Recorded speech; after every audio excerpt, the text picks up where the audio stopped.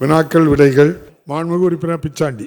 மாண்புமிகு பேரவைத் தலைவர்களே, எனது கீழ்பண்ணாத்தூர் தொகுதியில் அண்டம்பள்ளம் என்ற இடத்துல கண்ணாடி பாலம் அமைக்கப்படுமா, செஞ்சிக்கோட்டைக்கு ரோப்கார் அமைக்க வேண்டும் என்று நீண்ட நாள் கோரிக்கை. தனியாரும் அரசும் கூட்டுறவு இணைந்து ரோப்கார் அமைக்கின்ற பணியையும் கண்ணாடி பாலம் அமைக்கின்ற பணியையும் செய்ய சுற்றுலாத்துறை அரசு முன்வருமா என்பதை மாண்புமிகு அமைச்சர்களிடம் கேட்க விரும்புகிறேன். மாண்புமிகு அமைச்சர். மாண்புமிகு பேரவைத் தலைவர்களே, அவருடைய தொகுதியிலே கண்டமங்கலம் பகுதியிலே கண்ணாடி பாலம் அமைப்பதற்கு, அதேபோல் கேபிள் கார் ரோப் கார் அமைப்பதற்கு தேவையான நடவடிக்கை எடுக்கப்படுமா என்று கேட்டிருக்கிறார்கள். மாண்புமிகு முதலமைச்சர் அவர்களுடைய மேலான பார்வைக்கு கொண்டு சென்று நிதிநிலைக்கு ஏற்ப அந்த பணிகள் மேற்கொள்ளப்படும் என்பதை தெரிவித்துக் கொள்கிறேன்.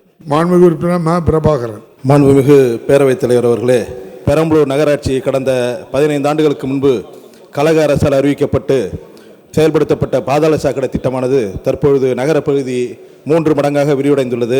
எனவே பெரம்பலூர் நகராட்சிக்கு புதிய பாதாள சாக்கடை திட்டம் நிலை 2 என்று அறிவித்து இந்த பாதாள சாக்கடை திட்டத்தை செயல்படுத்த அரசு முன்வருமா என்பதை தங்கள் வாயிலாக அமைச்சர் அவர்களை கேட்டறிகிறேன். மாண்புமிகு அமைச்சர். மாண்புமிகு பேரவைத் தலைவர்களே, முதல்ல பெரம்பலூருக்கென்று தனியாக 334 கோடி ரூபாயில் கூட்டு குடிநீர் திட்டமும் வழங்கப்பட்டிருக்கிறது. இப்போது மாநகராட்சியாக ஆக்கப்பட்டிருக்கிறது. விரிவுபடுத்தப்பட்ட பகுதிகளுக்கும் பாதாள சாக்கடை திட்டம் வேண்டும் என்று சொல்லியிருக்கிறார்கள். எனவே அந்த பணிகள் தொடர்ந்து நடைபெற்று கொண்டிருக்கிறது. மாண்புமிகு உறுப்பினர்கள் சொன்னது போல விரைந்து அதை முடித்து சாலையில் சீரமைத்து தரப்படும் என்பதை தெரிவித்துக் கொள்கிறேன். மாண்புமிகு உறுப்பினர் தாயகம் கவி. மாண்புமிகு பேரவைத் தலைவர் அவர்களே, திருவிக நகர் சட்டமன்ற தொகுதியில் வசிக்கின்ற அனைத்து தரப்பு மக்களின் நலனை கருத்தில் கொண்டு பெரம்பூர் பேருந்து முனையத்திலிருந்து நேரடியாக கோயம்பேட்டிற்கும், பெரம்பூரிலிருந்து பொன்னேரிக்கும், அதே போலவே பெரம்பூரிலிருந்து பெரியபாளையம், பெரம்பூரிலிருந்து கும்படிப்பூண்டி ஆகிய இடங்களுக்கு நேரடியாக பேருந்துகளை இயக்க அரசு முன்வருமா என்பதை தங்கள் வாயிலாக அமைச்சரிடம் அறிய விரும்புகிறேன். மாண்புமிகு அமைச்சர் அவர்கள். மாண்புமிகு பேரவைத் தலைவர் அவர்களே, மாண்புமிகு தமிழ்நாடு முதலமைச்சர் அவர்கள் புதிதாக மின் பேருந்துகளை வாங்கி சென்னையில் இயக்குவதற்கு உத்தரவிட்ட வகையில் அதற்கான பணிகள் நடைபெற்று வருகிறது. நேற்று கூட எண்ணூரில் இருக்கின்ற அசோக் லைலண்ட் நிறுவனத்தில் புதிதாக பயன்பாட்டிற்கு வர இருக்கின்ற மின் பேருந்துகளை நேரடியாக சென்று ஆய்வு செய்கின்ற வாய்ப்பை பெற்றேன். அந்த பேருந்துகள் மாண்புமிகு முதலமைச்சர் அவர்களுடைய பொற்கரங்களால் ஜூன் மாத துவக்கத்திலே துவக்கி வைக்கப்பட இருக்கிறது. அந்த பேருந்துகள் பயன்பாட்டிற்கு வரும்பொழுது மாண்புமிகு பேரவை உறுப்பினர் தாயகம் கவி அவர்கள் கோரிய திருவிக நகர் பகுதியிலிருந்து மற்ற பகுதிகளுக்கு, சென்னையின் முக்கிய பகுதிகளுக்கு தேவையான பேருந்துகள் இயக்குவதற்கு நடவடிக்கை எடுக்கப்படும். மாண்புமிகு பேரவைத் தலைவர் அவர்களே, ஊரக வளர்ச்சி மற்றும் ஊராட்சித்துறை வாழ்ந்து காட்டுவோம் திட்டம் 2.0 வெற்றி பெற்றதன் அடிப்படையில் நடப்பாண்டில் மேலும் 120 வட்டாரங்கள் 1000 கோடி ரூபாய் மதிப்பீட்டில் உலக வங்கியுடன் இணைந்து வாழ்ந்து காட்டுவோம் திட்டம் 3.0 துவங்குவதற்கான நடவடிக்கைகள் மேற்கொள்ளப்படும்.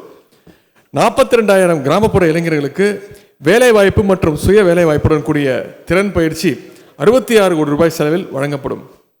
பழங்குடியினர், முதியோர், மாற்றுத்திறனாளிகள் மற்றும் திருநங்கையர் உள்ளிட்ட 2500 சிறப்பு சுய உதவி குழுக்களுக்கு நடப்பாண்டில் 25 கோடி ரூபாய் வாழ்வாதார நிதியாக வழங்கப்படும்.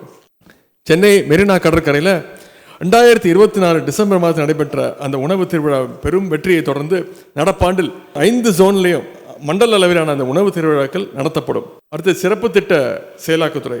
நான் முதல்வன் திட்டத்தின் கீழ் ஷெல் மற்றும் மைக்ரோசாஃப்ட் நிறுவனங்கள் பங்களிப்புடன் கல்லூரி மாணவ மாணவிகளுக்கு எலக்ட்ரிக் வெஹிக்கிள்ஸ் மற்றும் ஏஐ ஆர்டிஃபிஷியல் இன்டெலிஜென்ஸ் சார்ந்த பயிற்சிகள் வழங்க உயர் திறன் மையங்கள் நிறுவப்படும். Scout under graduate talents in Tamil Nadu, scholarship for outstanding under graduate talent இன் தமிழ்நாடு திட்டத்தின் கீழ் வரும் கல்வி ஆண்டில் தமிழ்நாட்டிலிருந்து 100 திறமையான இளங்கலை மாணவர்களுக்கு உலகளாவிய தொழில் பயிற்சிகள் வழங்கப்படும். திட்டம் வளர்ச்சி மற்றும் சிறப்பு முயற்சிகள் துறை.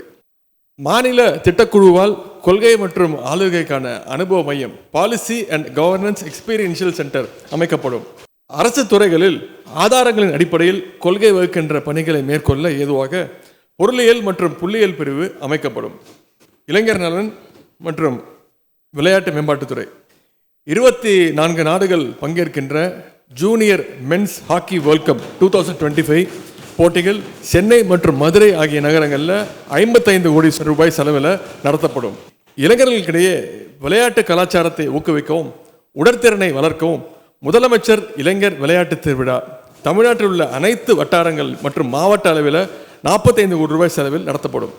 தமிழ்நாட்டுடைய அனைத்து மாவட்டங்களிலும் உள்ள விளையாட்டு வளாகங்கள் இளம் விளையாட்டு வீரர்களை ஈர்க்கும் வகையில் ஃபுட்சால், பாக்ஸ் கிரிக்கெட் போன்ற விளையாட்டுகளுக்கான முதலமைச்சர் இளைஞர் விளையாட்டு மைதானங்கள் ரூபாய் 10 கோடி மதிப்பீட்டில் அமைக்கப்படும். மாநில மற்றும் தேசிய அளவிலான விளையாட்டுப் போட்டிகள் பங்கேற்கும் போது ஏற்படும் விபத்துகளினால், இது நீண்ட நாள் கோரிக்கை, விபத்துகளினால் உண்டாகும் உடற்காயங்கள் மற்றும் உயிரிழப்பினை ஈடு செய்வது வகையில் 25,000 விளையாட்டு வீரர்களுக்கு, வீராங்கனைகளுக்கு காப்பீடு திட்டம், மெடிக்கல் இன்சூரன்ஸ் திட்டம் அறிமுகப்படுத்தப்படும். 5 மாவட்டங்களில் பேரா விளையாட்டு மைதானங்கள், பேரா ஸ்போர்ட்ஸ் அரேனாஸ் 7.5 கோடி ரூபாய் மதிப்பீட்டில் அமைக்கப்படும்.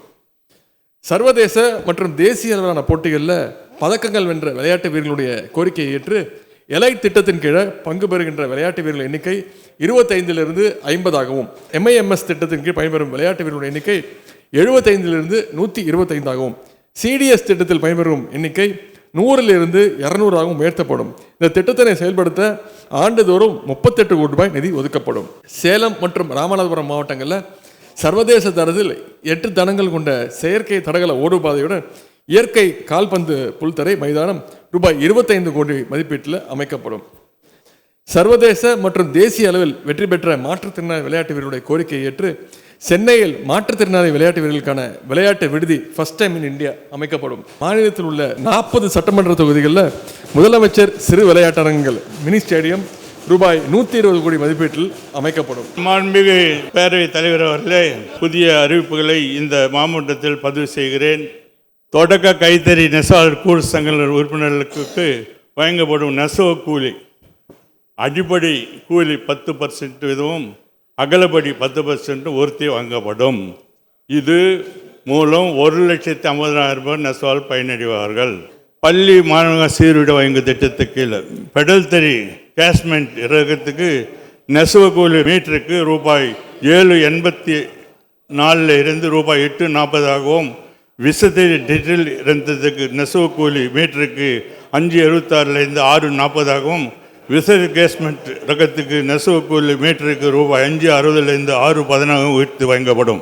ஈரோடு சென்னிமலை தைரிய நெசவாளர் கூட்டு சங்கத்தின் விற்பனை மேம்படுத்த நவீன விற்பனை நிலையம் 21 செலவில் அமைக்கப்படும். வீட்டு உபயோக கைத்தறி ரகங்களை ஏற்றுமதி அதிகரிக்கும் வகையில் ஈரோடு பகுதியை சேர்ந்த 3 கைத்தறி நெசவாளர் கூட்டு சங்கங்களுக்கு 27 மணி ஸ்விங் மிஷின் 12 லட்சம் செலவு வழங்கப்படும். வேஷ்டி வாங்க திட்டத்துக்கு கீழே கைத்தறி மற்றும் பெடல் தறி சேலைகள் உற்பத்தி பயன்படுத்த 40 சிட்டா நூல் டையிங் சார்ஜஸ் அது கூட ஏற்றிட்டோம். 130லேருந்து 140 உயர்த்தி வாங்கப்பட்டது. மாநில அளவிலான பெஸ்ட் டிசைன் அவார்டு வாங்கப்படும் பரிசு தொகை பின்வருமாறு திருத்தி வாங்கப்படும். ஃபர்ஸ்ட் ப்ரைஸ் 25,000 இருந்தது, இப்போது 1 லட்சம் ஆகிட்டார் நம்ம தலைவர். 2வது பஸ் 10,000 இருந்தது, இப்போ 75,000. 3வது பஸ் 5,000 இருந்தது, இப்போ 50,000. தஞ்சாவூர் மாவட்டம் திருவோணம் பட்டு கைத்தறி நெசவாளர் கூட்டுறவு சங்கத்தில் விற்பனை அதிகரிக்க இல்லம் தேடி பட்டு திட்டம் செயல்பட்டு வருகிறது. உலகெல்லாம் பிறந்துள்ள வாடிக்கையாளர்களுக்கு கைத்தறி ரகங்களை சென்றடைய கோப்டெக்ஸ் மின்வழி விற்பனை அதிகரிக்க கோப்டெக்ஸ் காமர்ஸ் வெப்சைட் ரூபாய் 20 லட்சம் மதிப்பீட்டில் நவீனப்படுத்தப்படும். மாண்புமிகு வனம் மற்றும் கதர்துறை அமைச்சர் அவர்கள். மாண்புமிகு பேரவைத் தலைவர் அவர்களே, வனத்துறையினுடைய அறிவிப்புகள். தமிழ்நாடு இருவாட்சி பறவை பாதுகாப்பு திட்டம், சிங்கவால் குரங்கு, தென்னிந்திய முன்னேலி கழுதைப்புலி மற்றும் செந்தடுப்பு காவேரி மீன் பாதுகாப்பு திட்டம், இயற்கை பாதுகாப்பில் முன்னோடி விருதுகள், இளம் இயற்கை காவலர் திட்டம். இளம் 20,000 மாணவர்கள் அடையாளம் காணப்பட்டு அவர்களுக்கு இளம் இயற்கை காவலர்கள் என்று சான்றிதழ் வழங்கப்படும். சென்னை கடற்கரை கடல்சார் உயரடுக்கு படை உருவாக்கம். வன உயிரின புத்தாக்க வளர் மையங்கள் விருதுநகர், கள்ளக்குறிச்சி, ராமநாதபுரம், நாகப்பட்டினம், நீலகிரி மற்றும் மேகமலை ஆகிய இடங்களில் இந்த வன உயிரின பாதுகாப்பு வளர் மையங்கள் அமைக்கப்படும். சேலம், குருமம்பட்டி மற்றும் வேலூர் அமிர்தி உயிரியல் பூங்கா மேம்பாடு செய்யப்படும். பள்ளி மாணவர்களுக்கான சுற்றுச்சூழல் விழிப்புணர்வு முகாம் நடத்தப்படும். பழங்குடியினர் பள்ளிகள் மேம்பாட்டு திட்டம். சந்தன மரம் மற்றும் ஈட்டி மரம் சாகுபடி மற்றும் வளர்ப்பை ஊக்குவிக்கின்ற வகையிலே எளிமைப்படுத்தப்படும். திண்டுக்கல் மாவட்டத்தில் கன்னிவாடி சாகத்தில் வனவிலங்குகளால் விவசாய நிலங்கள் பாதிப்பு ஏற்படாமல் தடுப்பதற்கான வன எல்லைகளில் தொங்கும் சூரிய மின்வேலி, அதான் சூரிய மின்வேலி தான் இப்போ புதுசாக அமைக்கிறதுக்கு வாய்ப்புகள் உருவாகின்றன. நாகர்கோயில் அம்சி பகுதியில் தேன் பதப்படும் அலகில் உள்ள கட்டடம் புதுப்பித்தல் மற்றும் தேன் இருப்பு கொள்கலன்கள் நிறுவுதல் ஆகிய பணிகள் மேற்கொள்ளப்படும். சேலம் அண்ணா பட்டு மாளிகை வளாகம் ரூபாய் 20 லட்சம் செலவில் அடிப்படை உள்கட்டமைப்பு வசதிகள் ஏற்படுத்தப்படும். தூத்துக்குடி திருநெல்வேலி மாவட்ட பனை வெள்ள கூட்டுறவு சம்மேளனத்தின் கீழ் செயல்படும் ஆரம்ப பனை வெள்ள கூட்டுறவு சங்க உறுப்பினர்களுக்கு பனங்கற்கண்டு, பனந்தும்பு மற்றும் பனை ஓலை பொருட்களை தயாரிப்பது குறித்து பயிற்சி மற்றும் உபகரணங்கள் ரூபாய் 31.86 லட்சம் மதிப்பில் வழங்கப்படும். பட்டுக்கூடு உற்பத்தி மற்றும் உற்பத்தி திறனை ஊக்குவிக்க 3050 பட்டு விவசாயிகளுக்கு தனி பட்டுப்புழு வளர்ப்பு மனை அமைக்க ரூபாய் 29,46,88,000 உதவித்தொகை வழங்கப்படும். அதிக மகசூல் தரும் பல்வேறு இரகங்கள் நடவு செய்யவும் 3050 பட்டு விவசாயிகளுக்கு ரூபாய் 6,82,50,000 உதவித்தொகை வழங்கப்படும். 3000 பட்டு விவசாயிகளுக்கு ரூபாய் 4,75,00,000 மதிப்பில் நவீன பட்டுப்புழு வளர்ப்பு தளவாடங்கள் மற்றும் பண்ணை உபகரணங்கள் கொள்முதல் செய்து வழங்கப்படும். ரூபாய் 2 கோடி மதிப்பில் கைவிளைஞர்கள் தயாரிக்கும் பொருட்களை மின் வணிகம் மூலம் உலக சந்தைக்கு எடுத்துச் செல்லும் நோக்கத்தில் கைவினை பொருட்கள் சந்தை இயக்கம் செயல்படுத்தப்படும். ரூபாய் 1,10,00,000 மதிப்பில் புவிசார் குறியீடு பெற்ற கைவினைப் பொருட்கள் மற்றும் இதர கைவினைப் பொருட்களுக்கான வடிவமைப்பு திறன் மேம்பாட்டு பயிற்சி 510 கைவினைஞர்களுக்கு ஊக்கத்தொகையுடன் வழங்கப்படும்.